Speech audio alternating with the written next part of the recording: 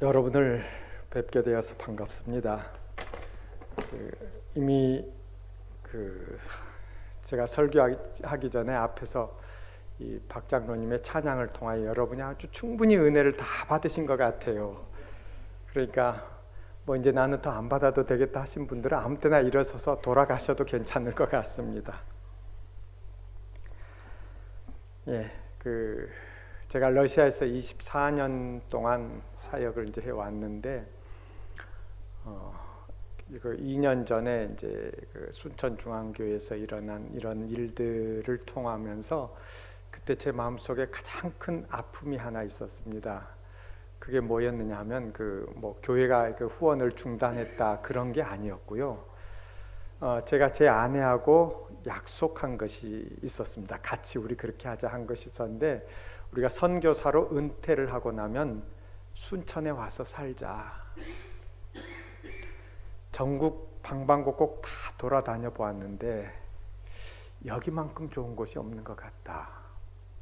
그리고 우리 순천중앙교회 출석하면서 주위 옆에 사람들, 같이 사는 주변의 사람들에게 우리 전도하면서 그렇게 남은 여생을 보내자, 그렇게 약속을 했습니다. 그런데 그게 그 꿈이 사라지겠구나 하는 그것 때문에 제가 그렇게 마음이 무거웠고 아팠습니다. 2년 동안 이제 2년이 지난 후에 이렇게 제가 이제 어서 속히 와보고 싶었는데, 오늘 와서 보면서 다시 가능할 수 있겠구나. 또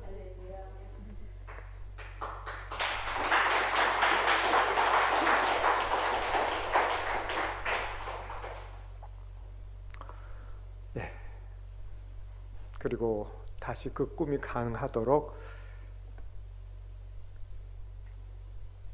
해주신 여러분들에게 또 감사를 드립니다.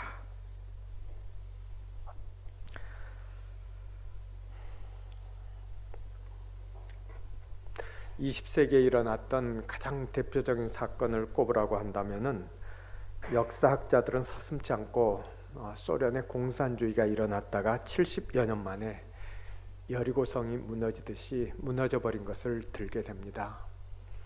국기에는 노동자를 상징하는 망치와 농민을 상징하는 낫, 그리고 공산주의를 상징하는 별을 그려놓고 이 땅에 노동자 농민의 천국을 건설해 보겠다는 그런 꿈을 가지고 공산주의는 시작이 되었습니다. 그리고 한때는 세계 3분의 1이나 되는 국가들이 따를 정도로 엄청난 위력을 과시하기도 했습니다마는, 그러나 이제는 공산주의의 종주국인 소련이 그 막을 내리고 말았습니다.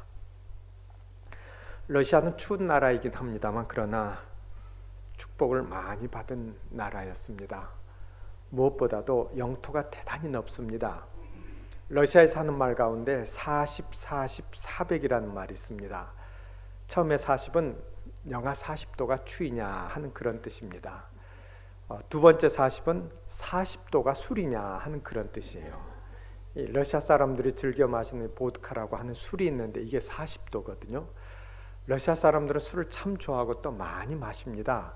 어느 정도로 좋아하느냐 하면요, 이 목사가 신방을 가도 그 보드카를 내올 정도로 그렇게 술을 좋아합니다. 그리고 마지막 400은 400km가 거리냐 하는 그런 뜻입니다. 그만큼 넓습니다. 무려 동쪽 끝에서 서쪽 끝까지 이 시간의 차이가 9시간이나 날 정도니까 얼마나 넓은지를 우리가 좀 짐작해 볼 수 있을 것입니다. 그런가 하면 러시아는 또한 풍부한 지하 자원에다 자연 환경 또한 대단히 아름답습니다. 제가 사역을 하고 있는 상트페테르부르크, 쓸 때는 상트페테르부르크 쓰고요, 또 그곳에서 발음할 때 상트페테르부르크 또 그렇게 발음하고요, 또 그런가 하면 레닌그라드라고 하기도 하고요, 또 영어로는 또 센피터스버그라고 또 그렇게 말을 하기도 하고, 그러니까 이게 발음하기도 좀 어렵고 힘듭니다. 그래서 저희들이 하는 말이 도시 이름만 잘 발음해도 언어에 상당한 탤런트가 있다, 이제 그런 얘기도 하고 합니다. 그런데 여기에는 여름이면은 백야 현상이 일어납니다. 그래서 밤 12시, 1시가 돼도 바깥에서 책을 읽을 정도로 이제 환하다가 잠시 또 어두워졌다가 또 새벽 4시쯤 되면 환해지는 그런 곳입니다. 이 도시는 유네스코가 지정한 보존해야 할 세계 10대 도시 가운데 하나로서 공산혁명이 발생할 때까지 200여 년 동안 제정 러시아의 수도였습니다. 도시가 갖는 아름다움 때문에 지붕 없는 박물관이라고 하는 별명이 있기도 하고요. 또 100여 개의 섬 위에 세워진 물의 도시라고 해서 북유럽의 베니스라는 그런 또 이름도 가지고 있습니다. 러시아인들이 즐겨 먹는 음식 가운데 쌀라라고 하는 것이 있습니다. 이것은 돼지 비계만 한 대 긁어 모아가지고 소금과 후추로 이제 양념을 해가지고요. 그다음 냉장고 안에 넣어두었다가 이제 한 달쯤 지나면 그걸 꺼내가지고 이제 얇게 잘라서 빵하고 같이 먹는 그런 음식입니다. 종종 이제 가정에 방문을 가다 보면은 이 쌀라를 내올 때가 있습니다. 그래 이제 그분들이 참 좋아하는 그리고 귀하게 여기는 음식이기 때문에 안 먹을 수도 없고 해서 저도 한 조각을 먹다 보면 자기들이 좋아하니까 저도 그걸 좋아하는 줄 알고 그 돼지 비계 덩어리를 제 앞에 수북이 갖다 쌓아놓으면서 이거 반드시 다 먹고 돌아가라고 그렇게 권할 정도의 따뜻한 또 인정을 가진 사람들이기도 합니다. 그리고 또 러시아 사람들은 우리 한국의 고추장이나 김치를 참 좋아합니다. 어느 정도로 좋아하느냐 하면 어쩌다 한번 맛을 보게 되잖아요. 그럼 자꾸만 그걸 얻으러 오는 거예요. 한 번은 고추장을 얻으러 온 사람에게 제가 물어보았습니다. 그걸 가지고 와서 어떻게 먹으려고 그러십니까? 그랬더니 지난번에 가지고 간 그 고추장을 빵에다가 잼처럼 발라 먹었는데 얼마나 맛있었는지 몰라요 그러더라고요. 러시아인들이 사용하는 언어를 보더라도 우리는 참 그들이 복받은 민족이구나 하는 것을 알 수가 있습니다.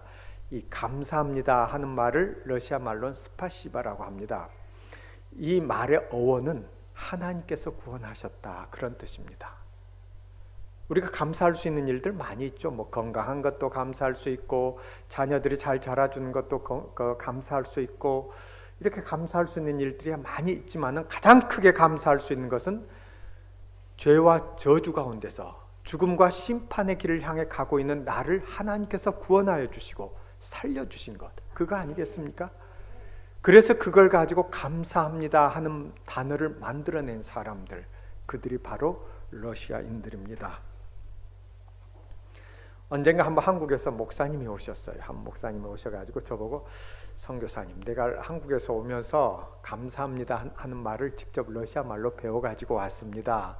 그런데 이 말은 좀 욕하는 말 같이 들려요. 이제 그러시더라고요. 이제 주일날 그 목사님이 설교를 하셨습니다. 그리고 이제 마지막에 감사합니다 하는 말은 직접 러시아 말로 하셨어요. 그런데 스파시바 이렇게 하셔야 되는데 뭐라고 하시냐면 시바시바 그러시더라고요.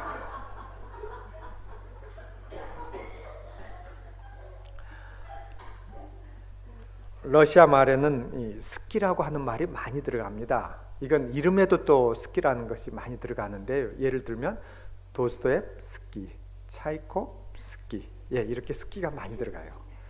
선교사에 대한 애칭으로 저를 보고는 또 최스키 그렇게 부르기도 합니다.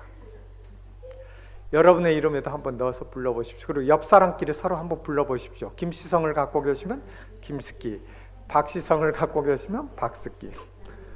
우리 앞에 계신 임 목사님은 뭐라고 불러야 할까요? 예, 앞으로 이제 그렇게 부르셔도 목사님 화 안 내실 겁니다. 러시아에 간 지 얼마 안 된 어떤 한국 사람이 길거리에서 버스를 기다리고 있는데 한 러시아 사람이 다가오더니 다짜고짜 나쁜 새끼 그러더래요. 난 나쁜 사람 아니란 뜻으로 러시아 말을 못하니까 영어로 no 했답니다. 그랬더니 이번에는 또 그따위 새끼 또 그러더래요. 욕하지 말라고 또 no 했답니다. 그랬더니 이번에는 이제 가라 이 새끼 또 그러더래요. 이 사람 이제 한국 사람 기분이 나빠가지고 돌아왔는데 나중에 이제 그 러시아어를 배우면서 알게 되었어요. 그 러시아 사람 물어본 것은 당신 일본 사람이냐 그렇게 물어봤어요. 근데 일본 사람을 야본스키라 그럽니다. 그걸 이제 잘못 듣고 나쁜 새끼로 알아듣고 노 하니까 그럼 중국 사람입니까? 또 그렇게 물어봤어요. 중국 사람을 기타이스키라 그럽니다. 그걸 이제 그따위 새끼로 알아들은 거죠. 또 노 하니까는 그럼 한국 사람이냐 또 그렇게 물어봤어요. 한국 사람을 까레이스키라 그럽니다. 이걸 가라이 새끼 이제 그렇게 한 줄로 알아들었어요.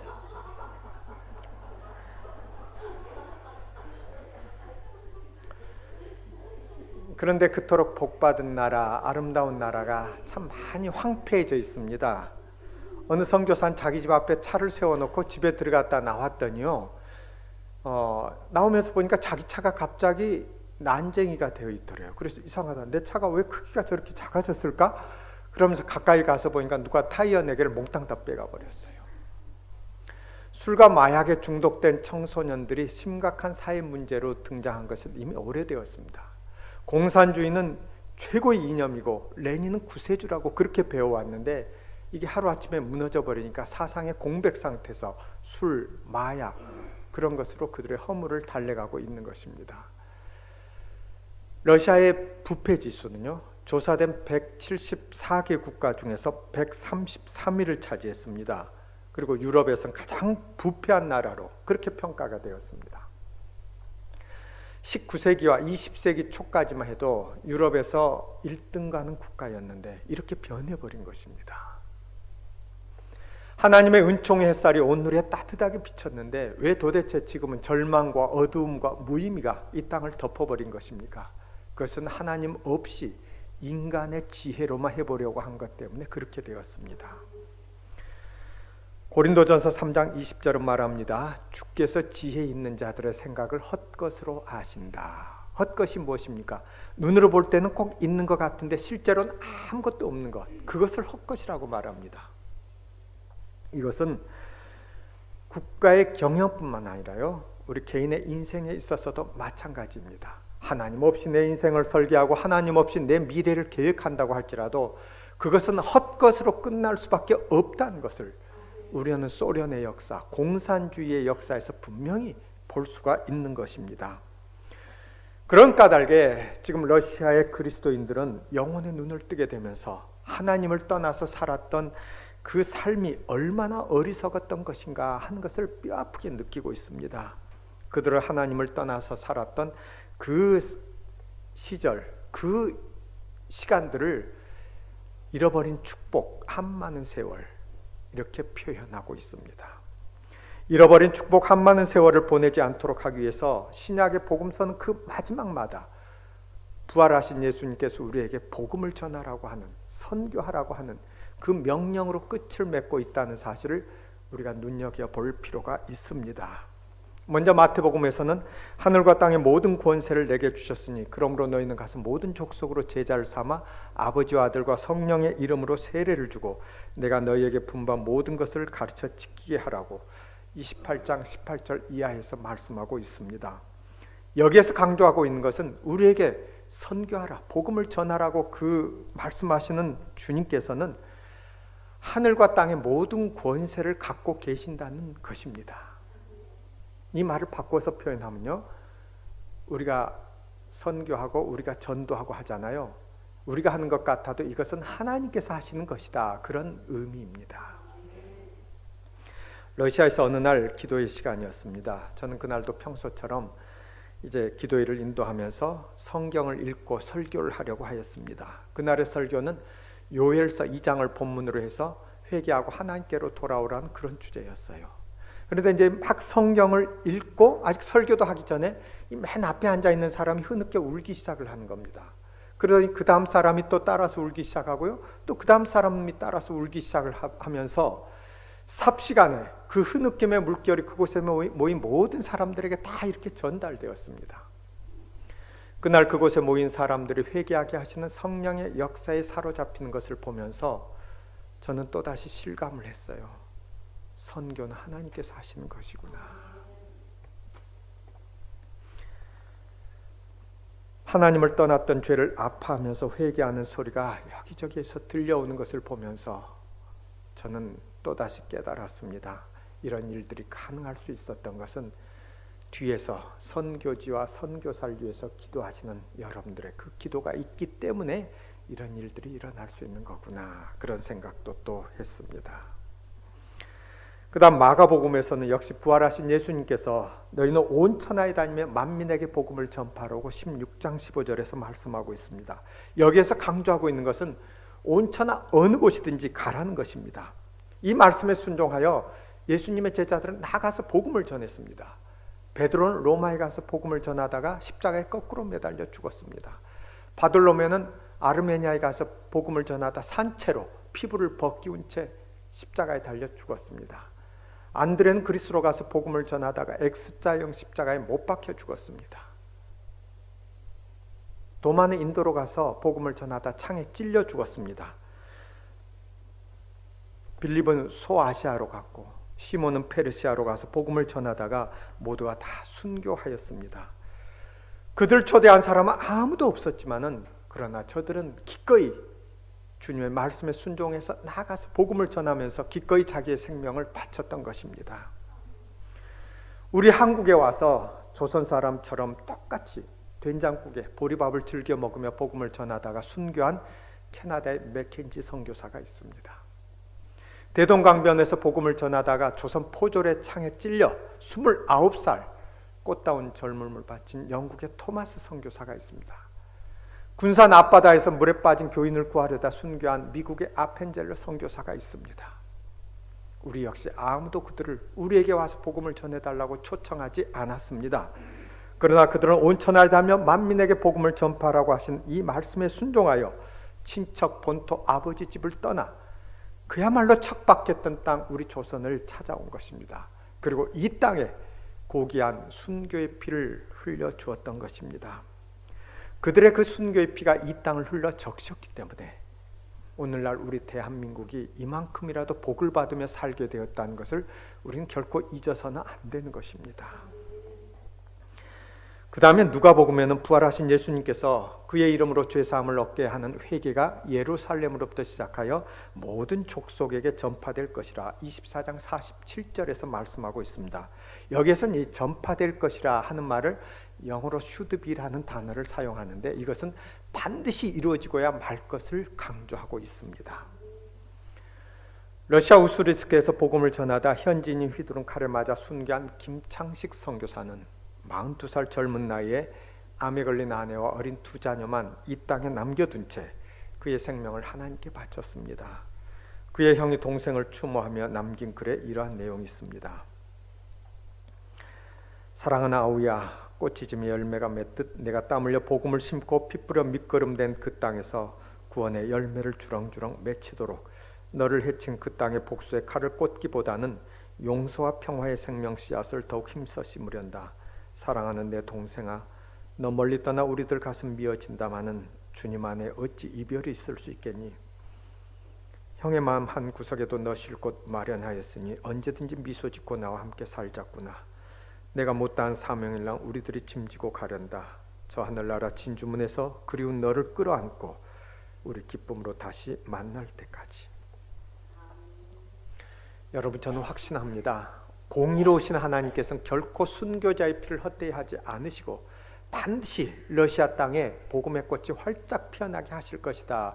저는 그것을 굳게 믿고 있습니다.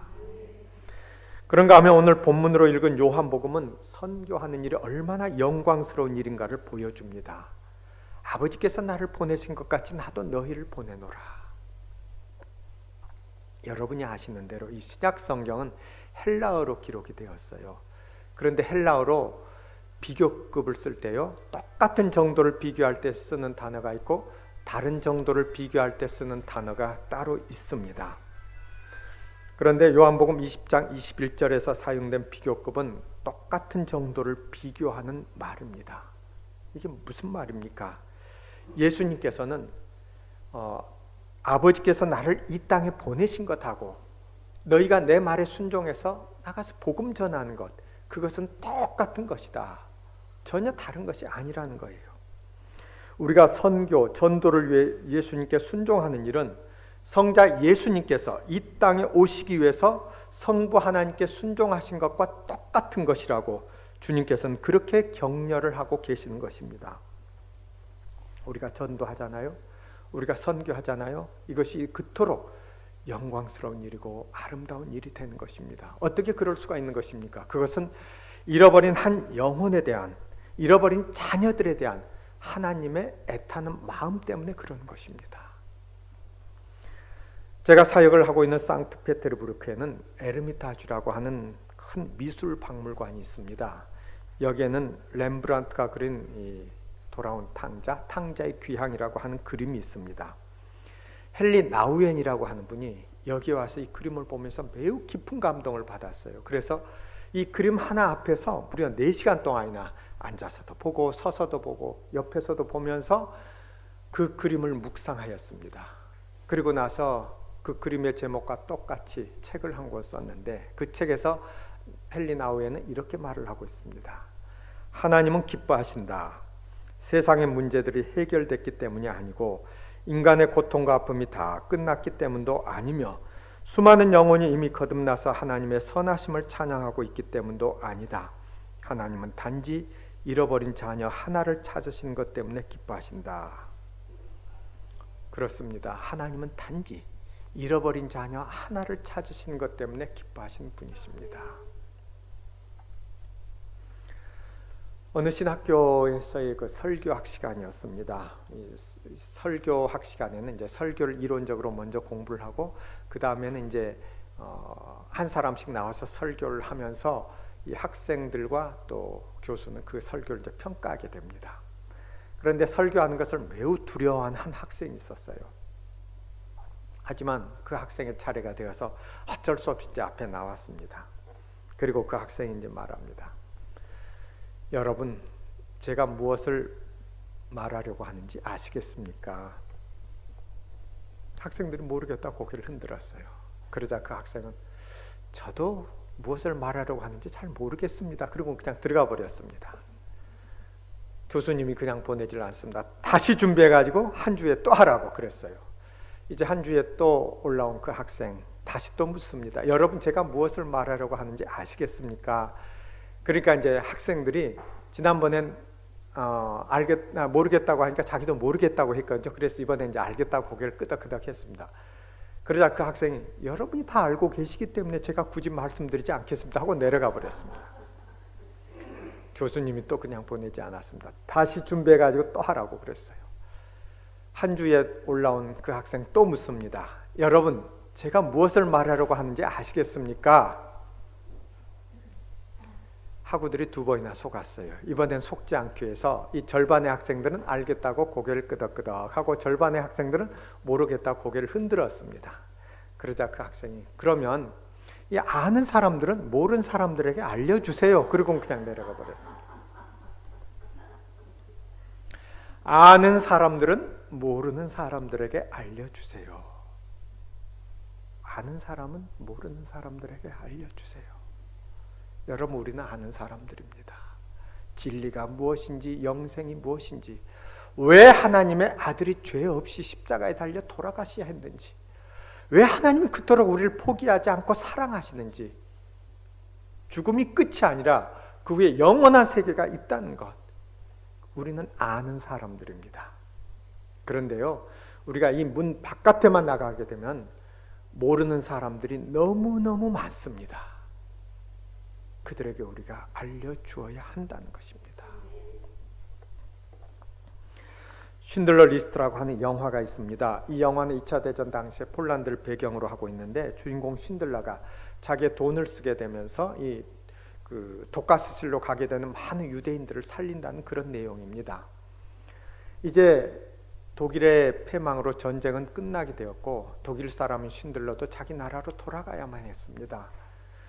이제 쉰들러가 떠나는 날 쉰들러 때문에 살아나게 된 많은 유대인들이 한 자리에 모여서 쉰들러와 아쉬운 작별의 인사를 나눕니다. 그러면서 그들은 가진 것이 아무것도 없었어요. 그래서 자기들의 금리발을 빼가지고 반지를 하나 만들어서 그 안에는 탈무드에 나온 한 글귀를 반지 안에 새겨 넣어가지고 그 반지를 선물로 쉰들러에게 줍니다. 쉰들러가 그 반지를 보면서 그 글귀를 읽어보았어요. 여기 뭐라고 써있느냐면 탈무드에 나온 내용인데요. 누구든지 한 생명을 구하는 자는 온 세상을 구하는 것이다. 누구든지 한 생명을 구하는 자는 온 세상을 구하는 것이다. 반지에 새겨진 그 글귀를 보면서 쉰들러가 통곡하면서 이렇게 절규합니다. 내가 이 차를 팔았더라면 10명은 더 살릴 수 있었는데, 내가 이 장식핀을 팔았더라면 2명은 더 살릴 수가 있었는데, 그리 멀지 않은 날, 참으로 그리 멀지 않은 날, 우리가 하나님 앞에 설 때에 우리 역시 우리로 인하여 구원받은 사람들을 보면서 내가 조금만 더 헌신했더라면 10명은 더 살릴 수가 있었는데, 내가 그때 조금만 더 기도했더라면 2명은 더 살릴 수 있었는데, 이런 안타까운 탄식의 절규를 하지 않는다고 우리 가운데 어느 누가 장담할 수 있겠습니까?